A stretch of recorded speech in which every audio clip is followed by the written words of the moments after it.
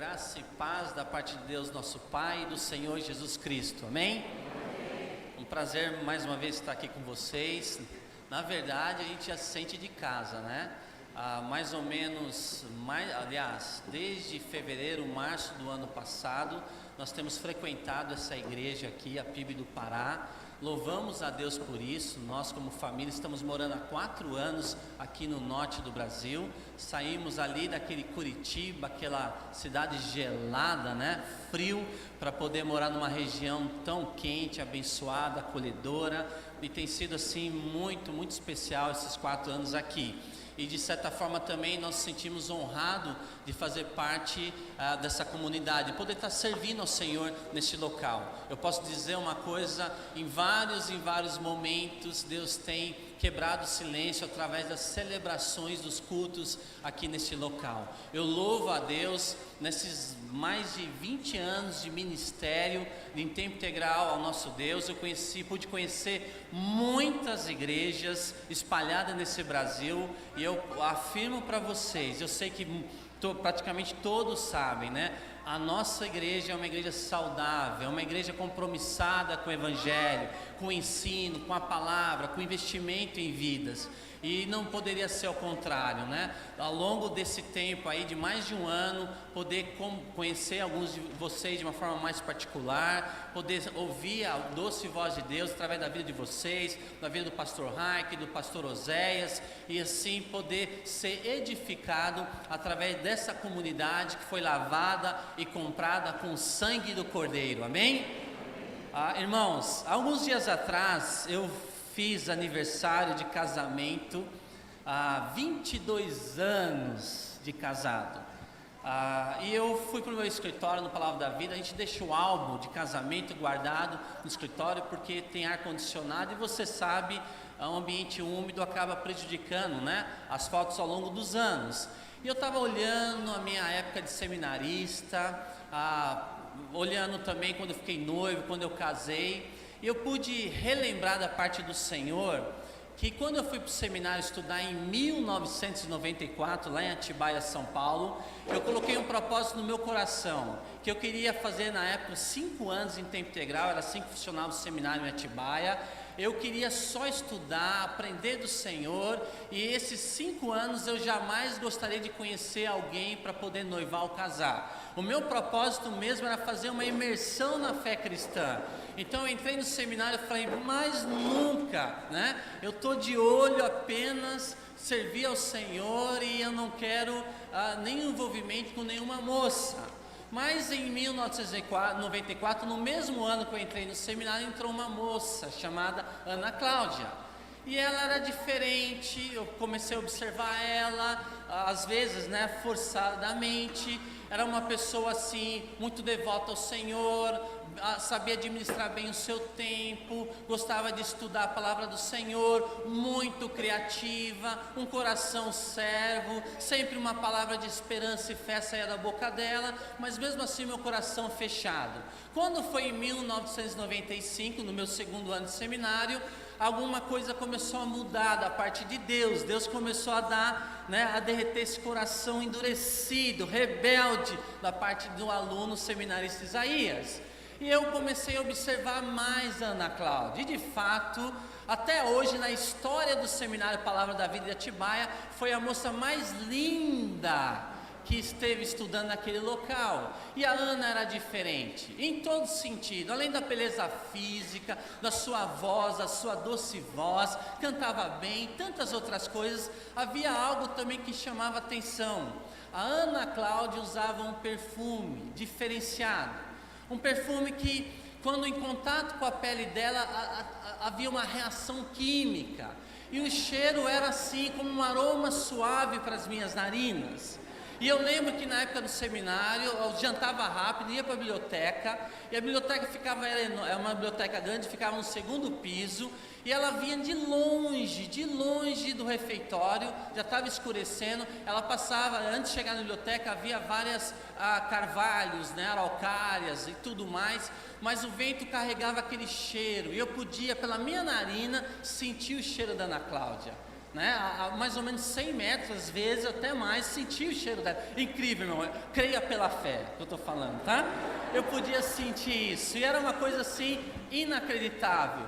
E eu lembro assim que, aí, em 95, eu tomei coragem, aliás, 95, tomei a coragem, antes de fazer uma viagem missionária para o Haiti, de pedir ela em namoro. Foi a primeira vez, né, que eu peço alguém em namoro. Eu tremia e tal, mas todos aqueles atributos, qualidade, ela corajosamente, míope, ela aceitou namorar comigo.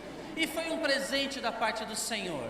Começamos a namorar então oficialmente, pedimos autorização para os pais, para a igreja local, começamos o namoro. E o que aconteceu? Primeiro dia dos namorados. Aí eu falei assim, não, eu quero dar um presente que tenha sentido tanto para ela como para mim. E qual o presente que eu imaginei? Eu vou dar o santo perfume.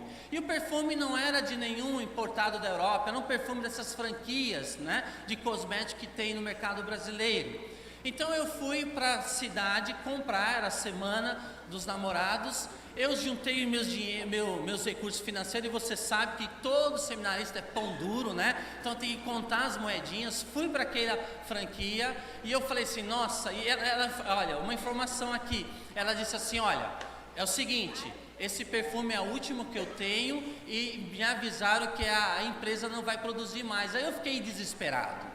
Aí pensei em vender livros, eu tenho que comprar esse perfume. Fui para esse local, chegando nesse local, eu perguntei assim, olha só, eu quero comprar esse perfume, o nome do perfume, por favor, traz para mim. A moça foi lá no fundo, trouxe, e vinha apenas 30 miligramas, né, do conteúdo do perfume. Eu fiquei assim, perplexo, assustado. Eu falei, que história é essa? Não é possível. Não, moça, você tem que ter um frasco maior, por favor, procura lá atrás. Ela voltou lá e veio com um frasco de 100 ml, melhorou, mas eu olhei nos olhos dela e falei assim, genuinamente, com toda sinceridade, eu falei, mas você não tem um galão para vender lá atrás? Porque eu queria esse perfume. Eu não vou dar o nome do perfume, porque ela só funciona na pele da minha esposa, tá? Então eu não posso dar o nome desse perfume, que não vai adiantar muita coisa. Mas irmãos, olha só que coisa interessante. Quando eu resolvi me aproximar, né, da Ana Cláudia, havia coisas nela que me interessavam, qualidades, características que fazia dela distinguir de todas as demais moças. E eu comecei a orar, eu comecei a jejuar, eu comecei a prestar mais atenção.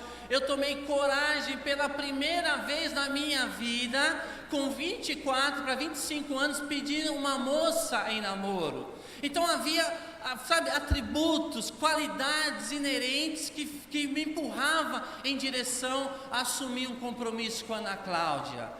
Há uns anos atrás eu estava pensando em relação ao nosso relacionamento com Deus. O que é que Deus viu em mim quando Ele resolveu se aproximar e se revelar? O que Ele achou da minha pessoa? O que fez com que Deus quebrasse, rompesse o céu, se manifestasse em pessoa e pudesse me abraçar, me alcançando esse coração endurecido? O que Ele viu em mim? Porque muitas vezes nós achamos que Deus fez um bom negócio quando Ele nos alcançou. Entretanto, as Escrituras vai nos mostrar de uma forma muito clara que a coisa não é bem assim. Então quero convidar você a abrir a sua Bíblia em Efésios capítulo número 2, versículo de 1 a 10. Vamos colocar de pé novamente para nós lermos juntos a palavra do Senhor.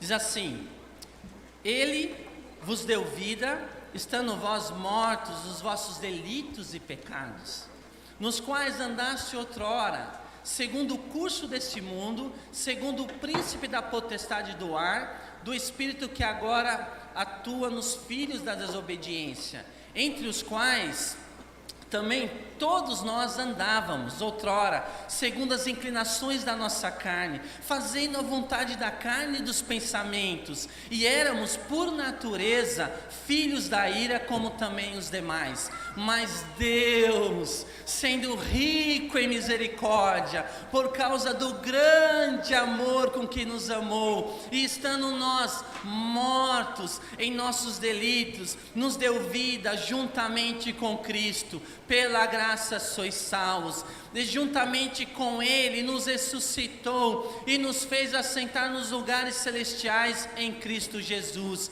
para mostrar nos séculos vindouros a suprema riqueza da sua graça em bondade para conosco em Cristo Jesus. Verso 8: porque pela graça sois salvos, mediante a fé, e isto não vem de vós, é dom de Deus, não de obras, para que ninguém se glorie, pois somos feitura dele, criados em Cristo Jesus para boas obras, as quais Deus de antemão preparou para que andássemos nelas. Senhor, mais uma vez, como o Senhor tem feito frequentemente nas celebrações da PIB, usa a sua palavra, quebra silêncio, Deus. Nós queremos ouvir a sua voz.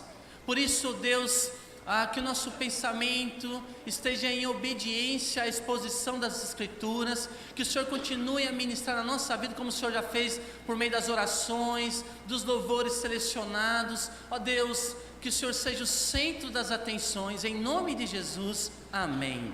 Você pode se assentar, por favor? Olha só, vou colocar rapidamente para vocês, tá? Para você entender um pouquinho o contexto. Isso. Ok? Paulo aqui, para você ver a seta, Éfeso fica ali. O apóstolo Paulo, ele trabalhou para a implantação dessa igreja. Na verdade, na sua segunda viagem missionária, ele esteve na cidade de Éfeso, passou rapidamente alguns dias, no máximo 15 dias em Éfeso. Aí ele continuou a sua viagem missionária, ele volta, e aí ele desafia, mais igrejas, especialmente a igreja de Antioquia, que passa a ser a igreja principal do movimento de plantio de igreja. E aí na sua terceira viagem missionária, levantando os recursos, ele sai com Silas e a sua equipe missionária para plantar a igreja. E ele chega então nessa região aqui, ok, de Éfeso. Éfeso era a capital da Ásia, era a segunda ou terceira maior cidade do Império Romano, com 500 mil habitantes, era um centro comercial, cultural, religioso, uma cidade portuária com tanta importância. E o apóstolo Paulo, ele usa essa igreja como plataforma para plantar novas igrejas naquela região.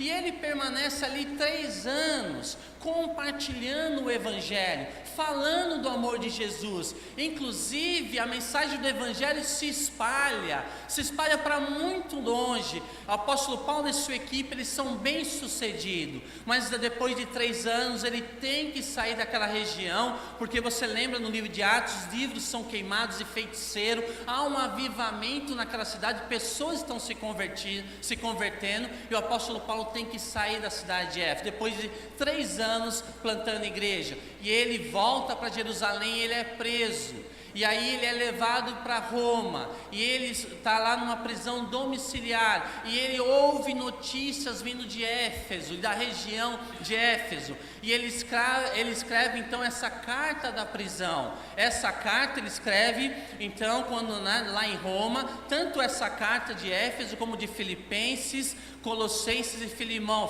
conhecido como a carta da prisão, quando ele estava naquela época com algumas limitações, mas a palavra do Senhor não estava aprisionada. Paulo continua produzindo coisas maravilhosas, então ele escreve as suas cartas, inclusive para a cidade, para a região de Éfeso. Pode ir, por favor. Para vocês terem uma ideia, irmãos, o templo de Diana, ou Artemis dos gregos, ou Diana dos romanos, em Éfeso, foi construído no ano 556, uma das 7 maravilhas do mundo. Era uma cidade assim, de muita influência, demais, eles eram os guardiões inclusive dessa deusa Diana dos romanos, cultuavam ela, era uma coisa assim impressionante, a influência, o centro religioso daquela cidade. Pode ir.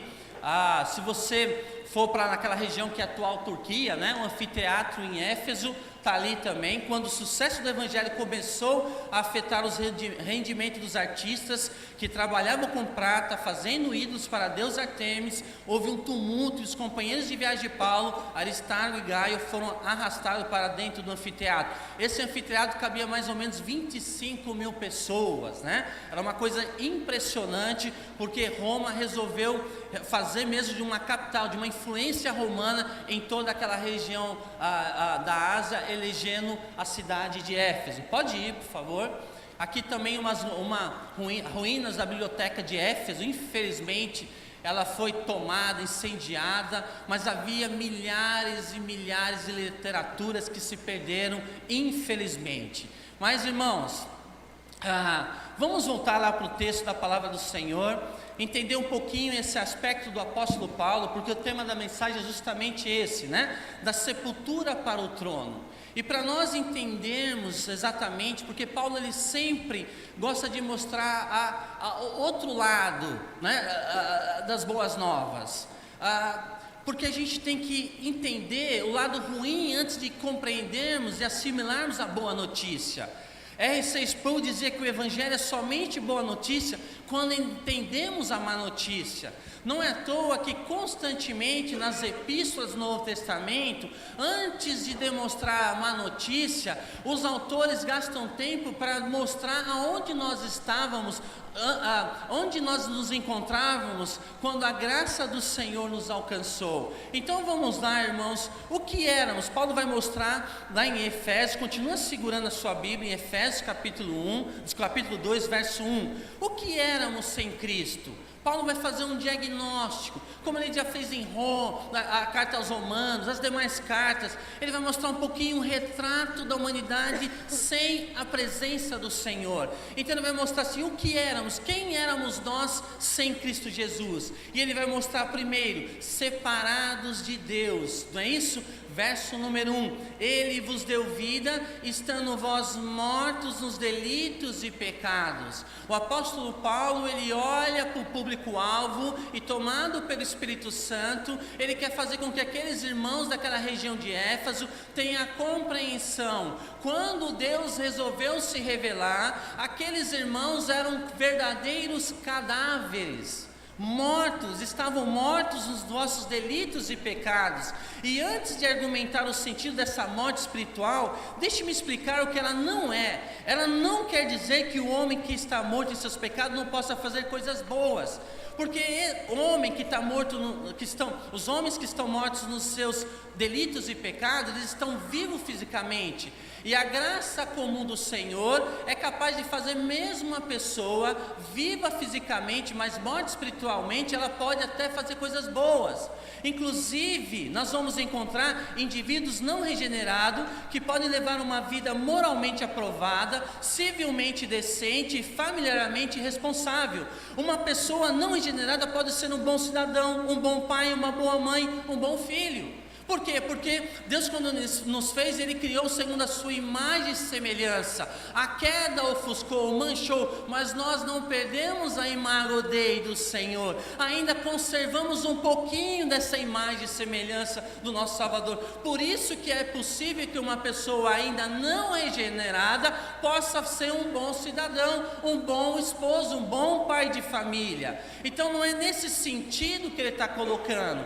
Portanto, o que quer dizer a expressão mortos nos vossos delitos e pecados? É claro que Paulo está falando de uma morte espiritual. Antes de Cristo, o homem está vivo para as atrações do pecado, mas morto para Deus. O que ele quer dizer que antes de a graça do Senhor alcançar e Cristo se revelar naquela pessoa, ela não tem inclinação para as coisas espirituais. Ela está completamente. O homem é incapaz de entender e apreciar as coisas espirituais porque ele está morto. Por isso que o apóstolo Paulo ele vai pensar a palavra necros.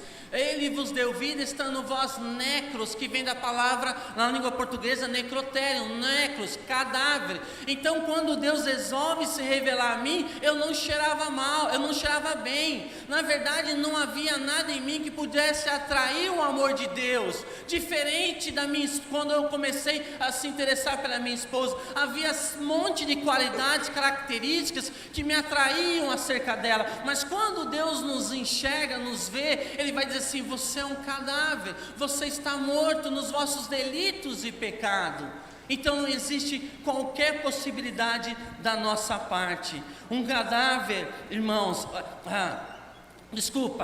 ele não possui vida espiritual, nem pode fazer nada que possa agradar a Deus. Um cadáver não vê, não ouve, não sente, não tem fome nem sede, ele está morto. Por isso que se não for uma atitude, uma ação do Senhor para se revelar, palavras caem no vazio para alguém que está ouvindo: olha, Jesus te ama, Jesus morreu por você, Ele se importa com a sua vida. O morto, ele não tem essa sensibilidade espiritual, precisa de Cristo agir através do Espírito Santo para romper esse caso, nessa esfera de incredulidade, para que essa pessoa consiga compreender o amor do Senhor Jesus Cristo.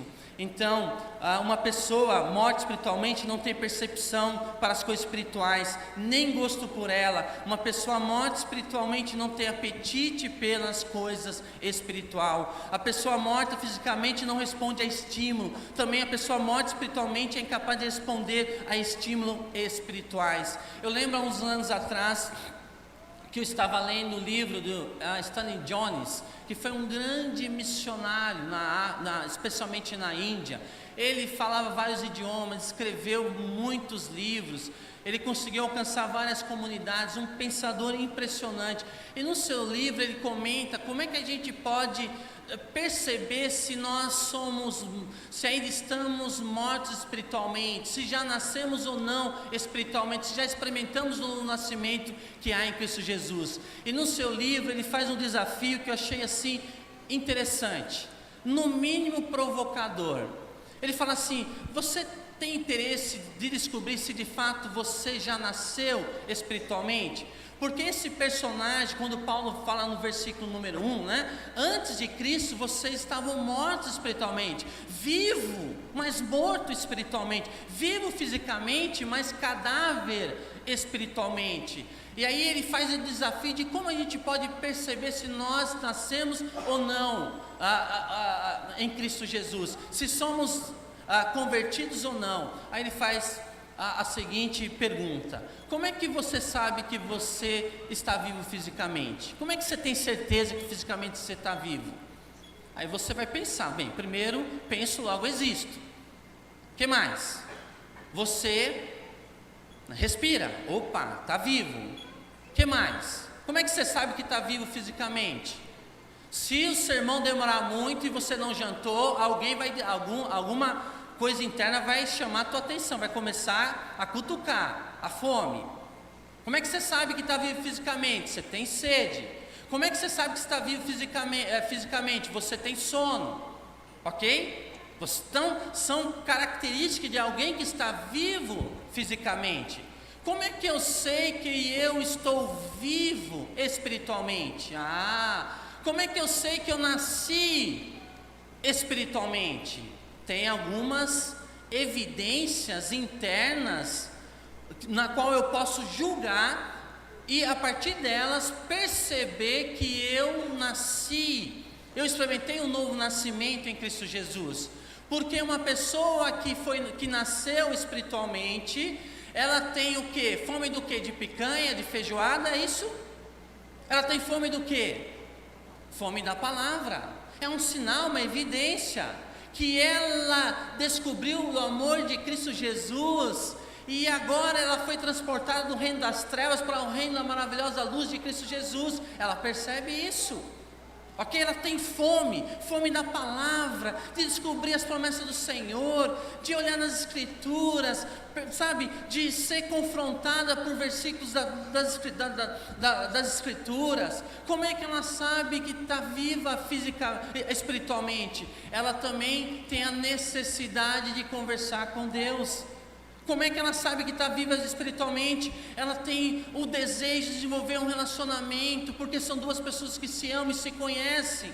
Então ela percebe que não existe férias na oração, não existe essa de terceirizar a oração para o ministério de intercessão da igreja, não. Eu preciso ter o meu tempo com o Senhor, eu preciso conversar com Deus. Uma pessoa que está viva espiritualmente, ela tem necessidade de ler a Bíblia, de orar, de ter comunhão uns com os outros, ela sente saudade da casa do Senhor, ela não vê a hora, Senhor, não vejo a hora de chegar o domingo de manhã, para me estudar a palavra com os demais irmãos e irmãs, não vejo a hora das celebrações da manhã e da noite, Senhor, não vejo a hora de poder me envolver nos ministérios e descobrir os dons que o Senhor tem me dado para poder edificar a sua igreja. São sinais da pessoa que nasceu de novo em Cristo Jesus.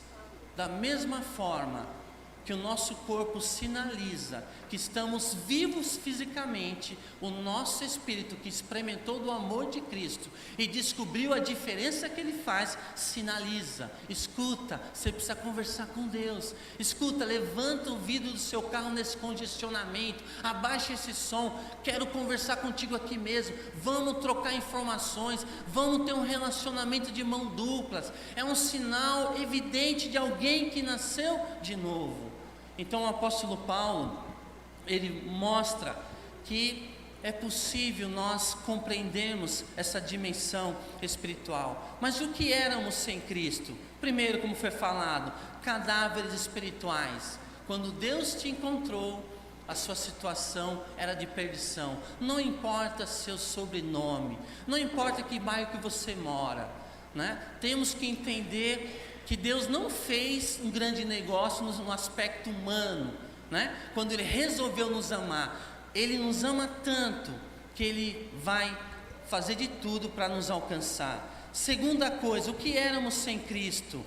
Prisioneiros do mundo. Olha só o verso número 2, em Efésios capítulo 2, verso 2: nos quais andaste outrora segundo o curso desse mundo. Ou seja, Paulo está dizendo, aqui ele vai colocar os três inimigos do cristão: o mundo, o diabo e a carne. O mundo, o diabo e a carne. O que éramos sem Cristo? Nós éramos prisioneiros do mundo.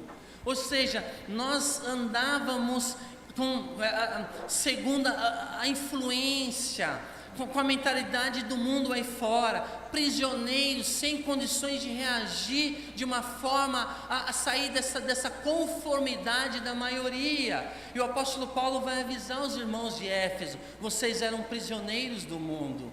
Não é à toa que quando Paulo foi implantada uma igreja no coração da cidade de Roma, do grande império de Roma, ele vai escrever Romanos capítulo 12, verso 1 e 2. Abra lá a tua Bíblia rapidamente, Romanos 12, verso 1 a 2. O que ele vai dizer? Rogo-vos, pois, irmãos, pelas misericórdias de Deus, que apresenteis o vosso corpo por sacrifício vivo, santo e agradável a Deus, que é o vosso culto racional. No verso número 2: e não vos conformeis com este século, mas transformai-vos pela renovação da vossa mente, para que experimenteis qual seja a boa, agradável e perfeita vontade de Deus. Ou seja, para a gente experimentar a agradável e perfeita vontade de Deus, há duas palavras regendo o verso número 2 de Romanos 12: conformação e transformação. São duas palavras essenciais, dois verbos essenciais aqui: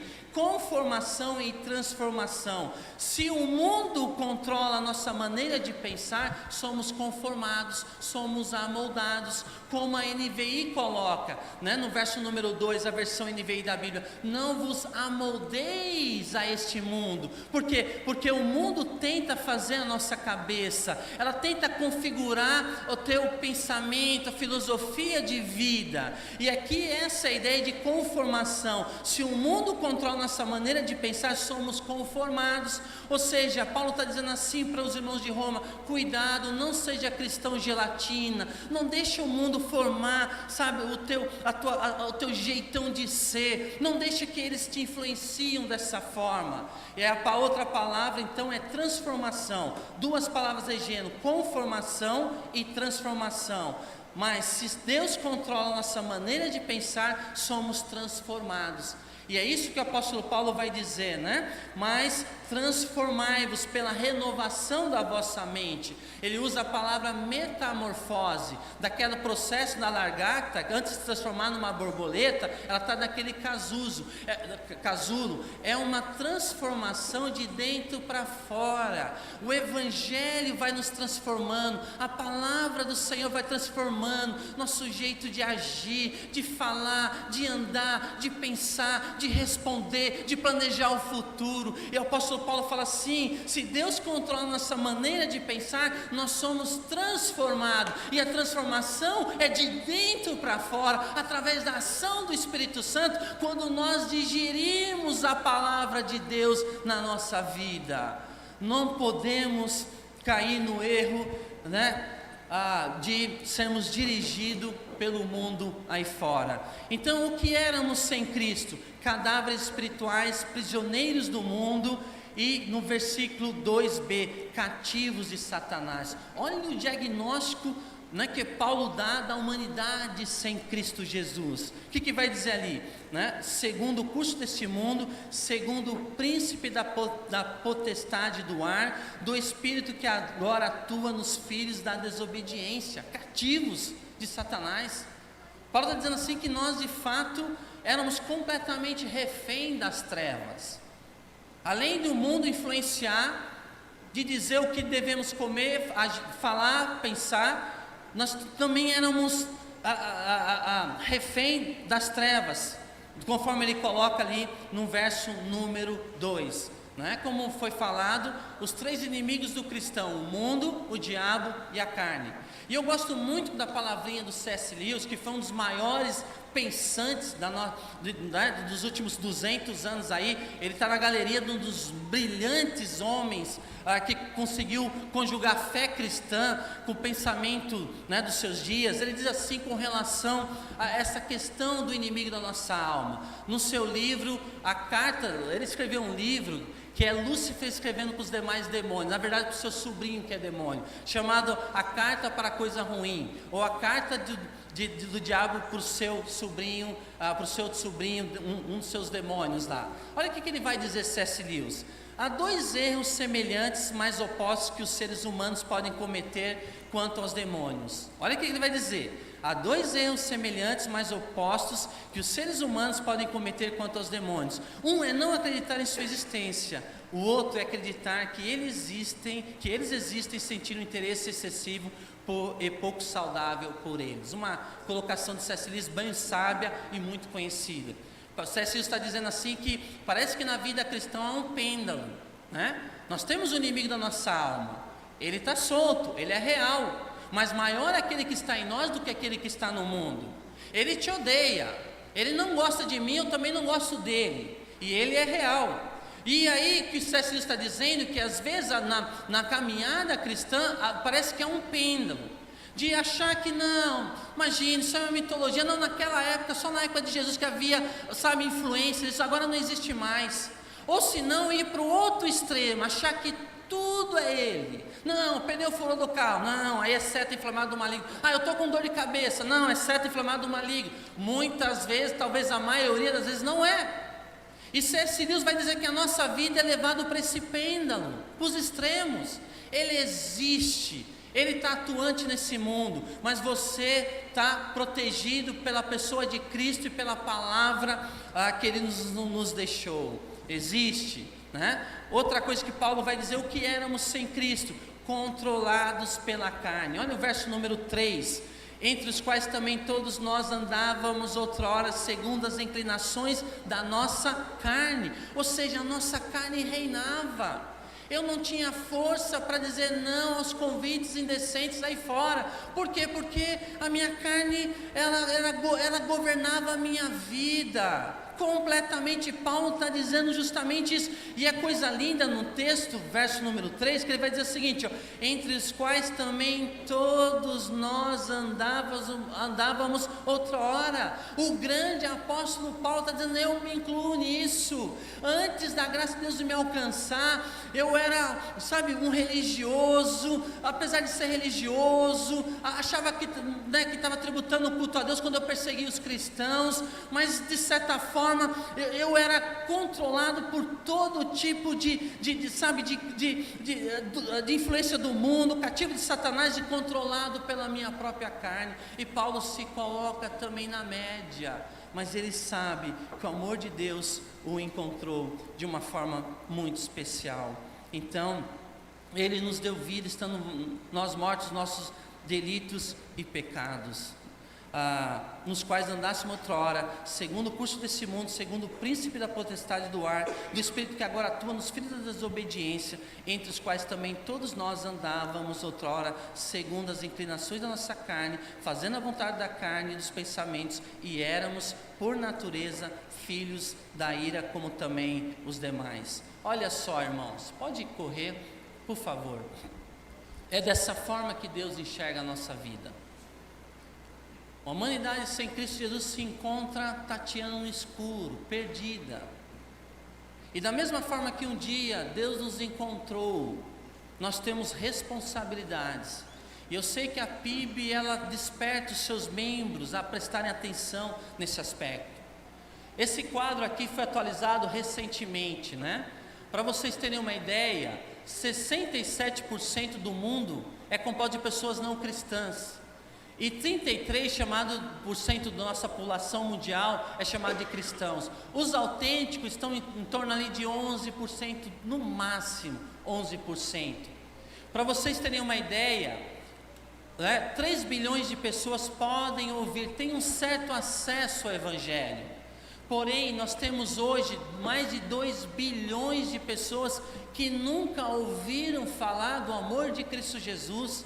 Sabe o que isso quer dizer? Que eles não têm a Bíblia traduzido na sua língua. Não existe um missionário em campo para poder trabalhar com esses povos não alcançados. Dá uma olhada aqui, o retrato da humanidade. Quando a gente olha para o aspecto do nosso mundo, eu sei que você já ouviu falar da famosa janela 10x40, né? Que pega ali do norte da África até o sudoeste da Ásia. É um bloco, é um desafio pensar que 2/3 da humanidade mora nessa janela 1040. Ou seja, de cada 3 pessoas no mundo, 2 moram ali. Mas ali, irmãos, estão os principais religiões não cristãs, religiões tribais, o islamismo, o hinduísmo com a Índia e países satélites, o budismo tomando conta dessa região, o ateísmo na China e parte ali, né, influenciando outras regiões, 2/3 da humanidade. E pensar que 95% dos povos não alcançados se encontram na janela 1040. Ou seja, Deus, quando Ele olha a humanidade, Ele percebe esses aspectos e Ele deseja se revelar, levando salvação a esses povos. Quando nós olhamos os povos não alcançados, 95%, dá uma olhada aqui rapidamente, pode passar, por favor. Povos não alcançados, hoje nós somos mais de 16 mil povos no mundo todo. Desses 16 mil povos, 7 mil povos são não alcançados. O que são povos não alcançados? São povos que têm até 2% de crentes. Mas esses 2% de crentes, eles não têm condições de evangelizar, de discipular, de plantar igreja, de ter ministério de louvor, de adoração. Não tem. Eles não têm musculatura. Então são considerados povos não alcançados. 7 mil povos não alcançados. No total de 3 bilhões de pessoas no nosso globo terrestre. Desses 7 mil povos não alcançados, existem 3 mil povos não alcançados isolados. Povos não alcançados, isolados. Sabe o que isso quer traduzindo significa? Sem igrejas, sem cristãos, sem missionários, ninguém para alcançá-lo. Ou seja, segundo as organizações missionárias, não existe ninguém orando ou planejando reverter uma situação nesses povos não alcançados, isolados. e o coração do nosso Deus, né, pulsa forte, se preocupando também com essas comunidades. Olha só, pode ir. 93% da hostilidade acontece nos povos não alcançados. Menos de 3% da força missionária transcultural. Ou seja, de cada 100 missionários que nós temos fora do Brasil, sustentado por várias organizações missionárias, apenas 3 estão trabalhando na chamada janela 10x40. Por quê, irmãos? Não é fácil. É muita hostilidade, perseguição. Muita coisa tem que ser feita, né, a maioria das vezes com relacionamento profundo. Isso leva anos. Dá uma olhada aqui, rapidamente. Olha só, olha o Iraque, o 13º na lista 2009 de Portas Abertas. Nos anos 90, cerca de 1,4 milhão de cristãos viviam no Iraque. Após a guerra, menos de 250 mil pessoas. Pode ir. Olha esse país aqui, Afeganistão. Apenas 0,01% da população afegã é cristã. Pensou, irmãos? Isso quer dizer a população, essa segundo o IBGE, a projeção do IBGE, Belém tem quase 1,5 milhão de habitantes. Isso quer dizer que para toda Belém nós temos 150 crentes genuínos em toda Belém. Isso é 0,01% para todo o país do Afeganistão. E Deus, quando Ele olha, Ele fala assim: é necessário fazer alguma coisa, despertar vocacionado, despertar pessoas para interceder e orar, para mudar uma situação devastadora como essa. Pode ir, pode passar outros slides. Conhece esse país que está no 3º lugar da lista, portas abertas de perseguição. Pode voltar. Os cristãos somalis devem se encontrar em segredo. A maior igreja no país possui apenas 5 membros, segundo as organizações missionárias. Ou seja, nós seríamos uma mega igreja, 5 irmãos num país como esse. E Deus se interessa por eles também. Pode ir. Essa é a humanidade sem Cristo. Pode ir, por favor. Olha só. E desde 2002, Coreia do Norte continua liderando. As pessoas só sabem que determinada pessoa é crente porque ela está presa. Então é assim que eles identificam um crente. Ele é crente? É. Por quê? Porque ele está preso. E a maioria acaba não saindo da prisão.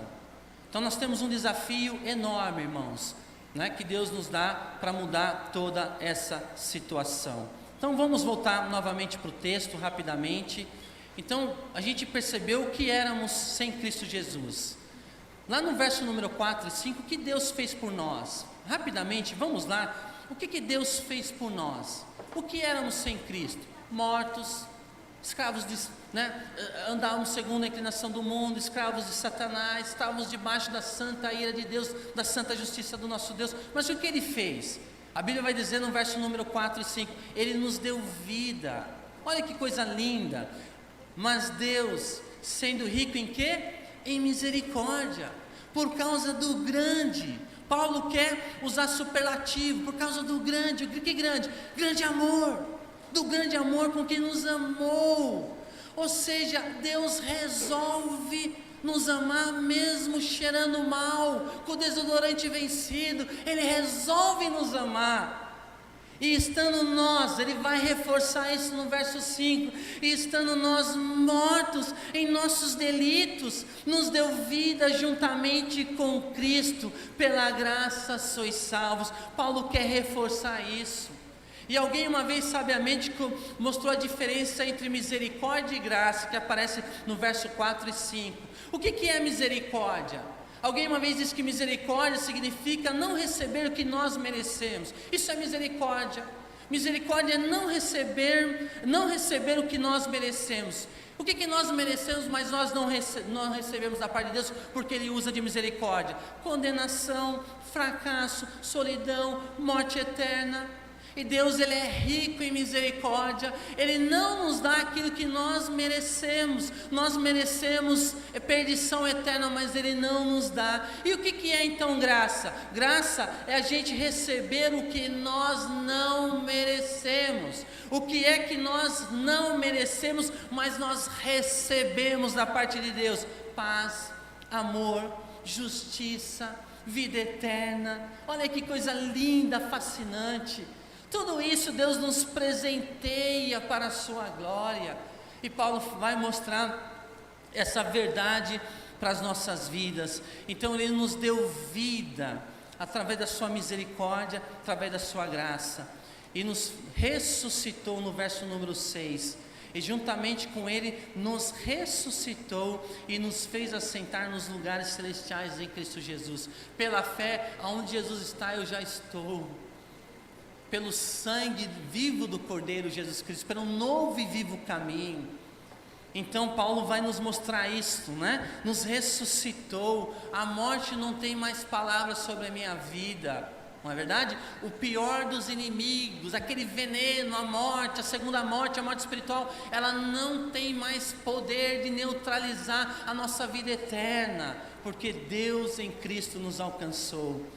E o que faremos com Cristo? Ponto 3, o que faremos? Nós vimos o que Deus fez por nós. E o que faremos como resposta de gratidão? Mostrar para o universo a graça de Deus. O que faremos? Nós vamos demonstrar para a Janela 10x40, para os ribeirinhos, para as comunidades quilombolas, para as cidades onde não tem trabalhos batistas, o que? A graça de Deus, a sua misericórdia, no verso número 7, para mostrar nos séculos vindouros a suprema riqueza da sua graça em bondade para conosco em Cristo Jesus. O que Paulo está dizendo aqui é que Paulo demonstra o propósito universal do Evangelho. Somos testemunhas ou evidências para o universo da justiça divina, da graciosa justiça divina para com nossas vidas. E aí Ele nos embala, Deus nos embala com o Evangelho de Cristo Jesus. Ele nos envia, mostrando através das nossas palavras, atitudes, que pertencemos ao reino maravilhoso da sua luz. É isso que Ele faz em nosso favor. Por isso que um pastor acertadamente ele disse que para o crente Jesus diz, vai e diga, mas para o mundo perdido Ele diz, venha e veja.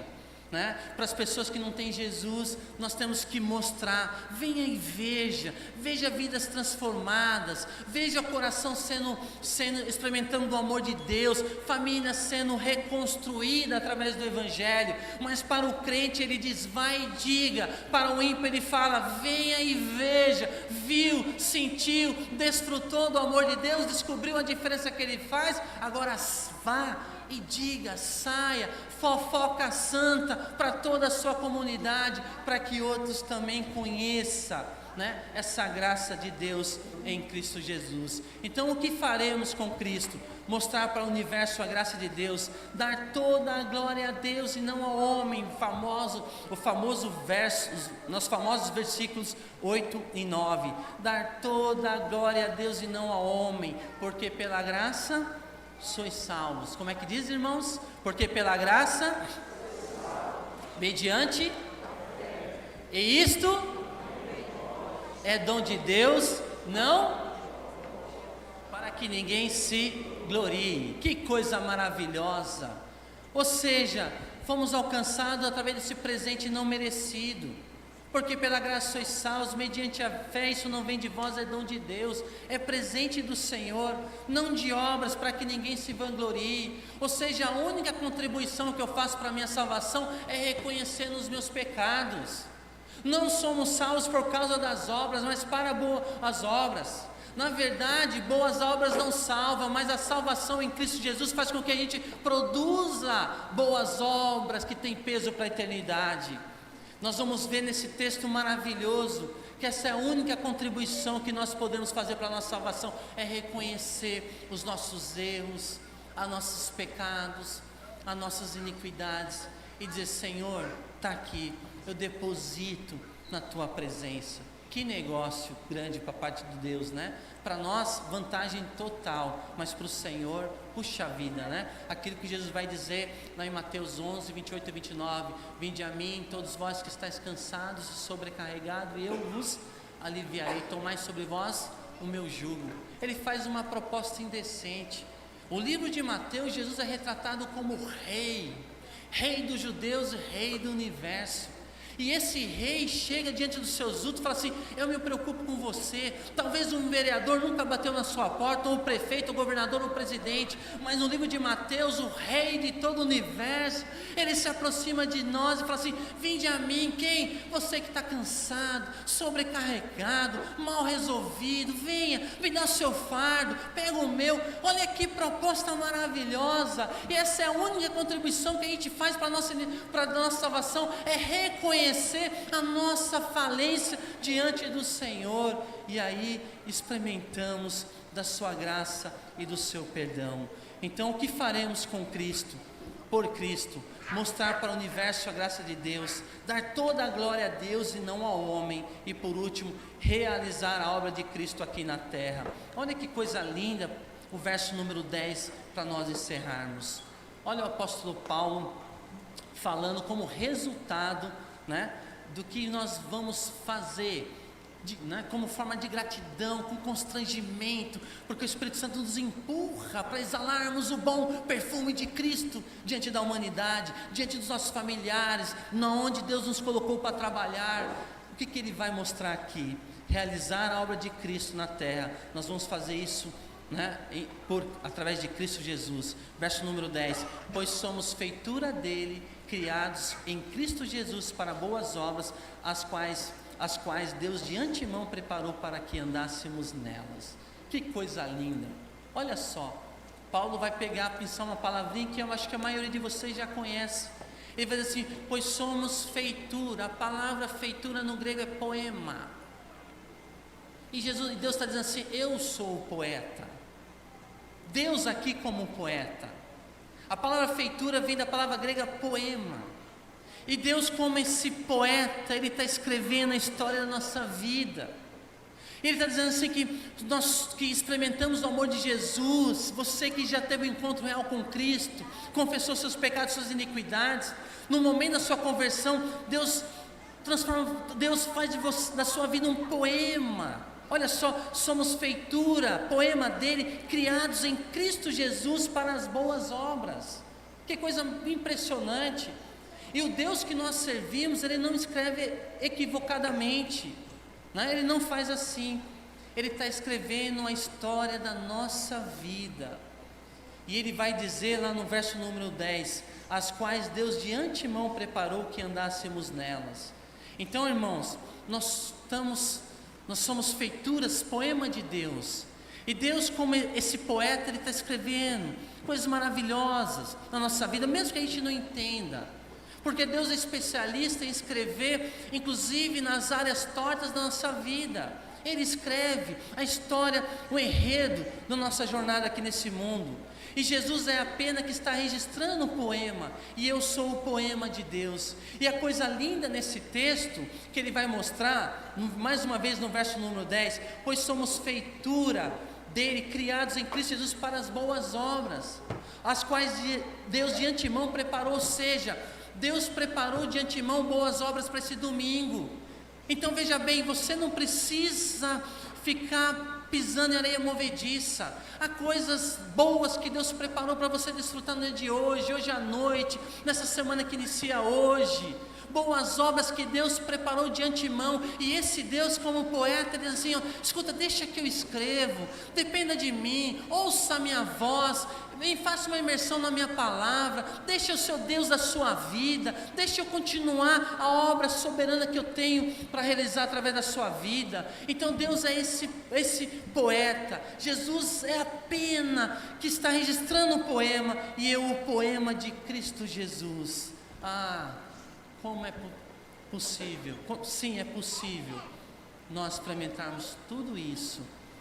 E é justamente o que Paulo está lembrando dos irmãos ali em Éfeso: da sepultura para o trono, da sepultura das trevas para a presença celestial da glória de Deus, o nosso Pai. Ele nos leva nesse sentido. E nós precisamos, mas sempre glorificá-lo, porque Ele demonstrou que merece toda a nossa atenção e fidelidade. Amém? Fecha teus olhos, deixa eu orar ainda. Senhor, eu quero agradecer mais uma vez, porque reconhecemos, se estamos aqui, é porque Teu Espírito Santo nos trouxe. E pedimos que o Senhor continue essa boa obra que o Senhor iniciou na vida de cada pessoa, que elas deem sempre espaço, margens, para que o Senhor faça coisas maravilhosas, inexplicáveis, para que toda a honra, toda a glória seja dada ao Senhor. Obrigado, Deus, nós agradecemos, porque um dia o Senhor nos arrastou da sepultura para as regiões celestiais. Aonde Cristo está, nós estamos pela fé. Obrigado por tão grande salvação, e nos ajuda a espalhar essa mensagem de fé, esperança e amor para as demais pessoas. Oramos assim em nome de Jesus, amém.